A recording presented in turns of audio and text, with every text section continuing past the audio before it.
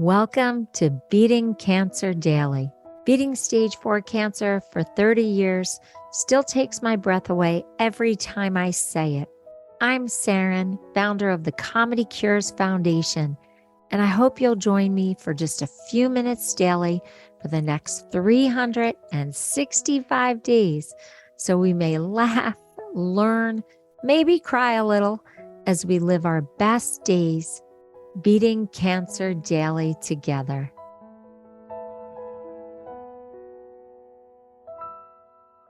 Have you ever paid homage to the porcelain shrine? No, I don't mean bowing to anything that you're not comfortable bowing to.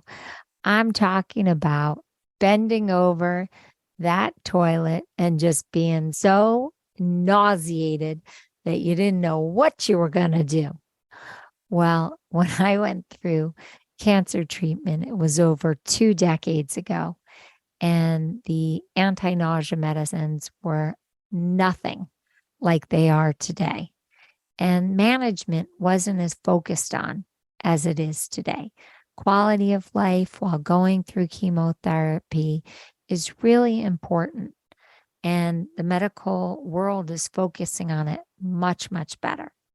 Now, I learned secrets from different cancer survivors and from other patients and from doctors and from nurses that saved me. But the first time, woohoo, no one really taught me how to manage it. And I did spend a lot of time over that porcelain shrine. I'm just trying to say politely instead of keep saying toilet. Anyway, I recently got food poisoning. That's why my voice is a little softer. I'm recovering.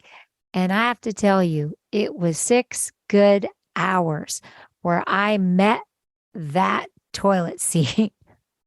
I was really, really in bad shape in terms of vomiting. And I don't usually get sick. And what's interesting is, I guess because I'm doing the podcast, I was really observing how I handled it. Because 6 hours is a lot of time to be on the floor in front of a toilet seat.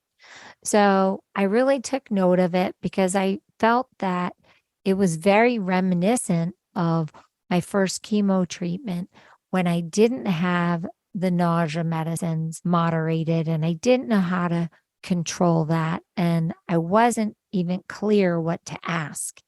But you better believe by the second treatment, I knew everything about controlling any kind of nausea that would potentially come from chemotherapy. And now I have so many friends and so many people that I know through Comedy Cures, the charity that I run, and from this podcast, Beating Cancer Daily. And it's so rare that people tell me that they have debilitating nausea. And I just want to applaud the medical community for really taking this seriously and for helping patients not go down that path of nausea. It's also interesting because it's Pavlovian, right? So if you associate tons of nausea and vomiting with your chemo treatment, then you're going to be resistant to going back and doing it because you felt so badly. So if they can take away the things that make you feel like caca after, then you're going to be less resistant to going. And plus, it's just humane, right? Just back to the porcelain shrine, as we'll call it. So I was literally there in the bathroom and I realized that I didn't fight it. I knew that this was going to be a while because I could tell how upset my stomach was. So instead of fighting it, I kind of became one with that porcelain shrine. I had a rug, like a little shower rug in the bathroom, and I made sure that it was under me by the toilet so that I wasn't sitting on the cold floor suffering. And I made sure the toilet was clean because, I didn't want to see or smell anything. So luckily I have pretty clean toilets. I wouldn't eat off it, but really clean in terms of just being near it. And I settled in. I just put my arm over the toilet seat and I put my head on my arm and I just meditated and waited. And I didn't think, for me, why is this happening to me? I really got pretty zen about it, if you want to use that word loosely. I realized that it was going to be a long night. I didn't need anyone to help me. I just needed to let this pass. And instead of fighting it and getting anxious and depressed and angry about it, I really just said, okay, I'm just going to rest here. And when it needs to happen again, that's a good thing.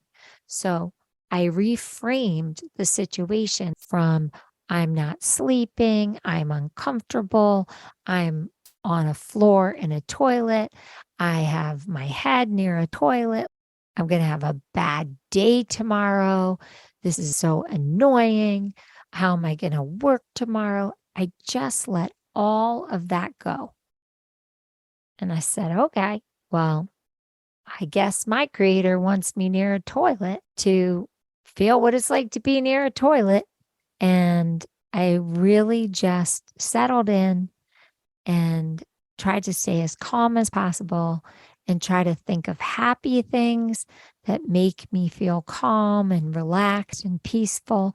So, a lot of different visualizations about sitting by the beach and watching the tide, listening to the tide, watching sunsets, anything that makes me feel peaceful and relaxed, I tried to do.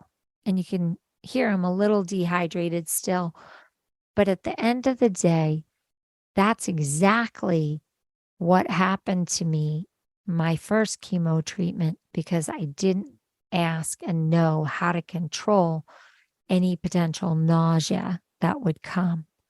Now, I have friends who have no nausea and they don't take any medicines to prevent nausea. And I have friends who take lots of medicine and now their nausea is controlled.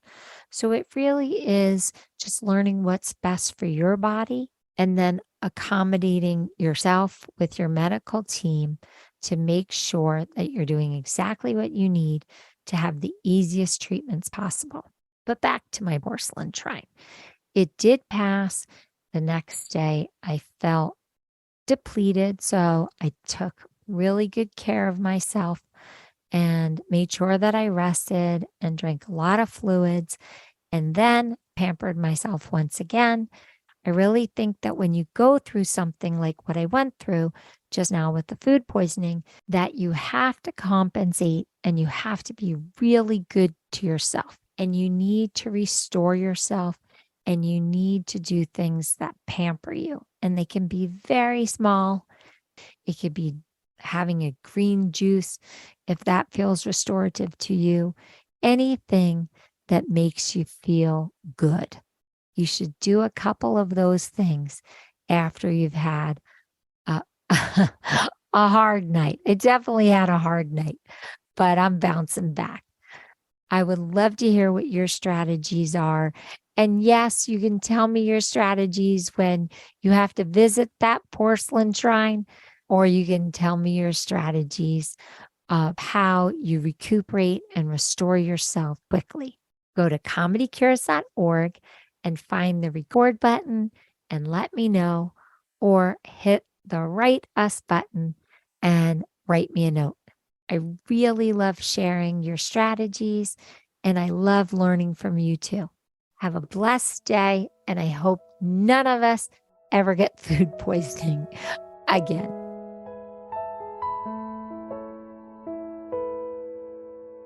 If you've enjoyed this podcast, then I'd love to ask for you to go to comedycures.org and check out our membership circle levels. You will find even more resources and more programming, like our live virtual Q&A sessions with me, our live Comedy Cures events with our very talented comedians, live health builder workshops with Jackie Bryan hosted by me, a robust monthly newsletter, plus much more. It's really an exciting community.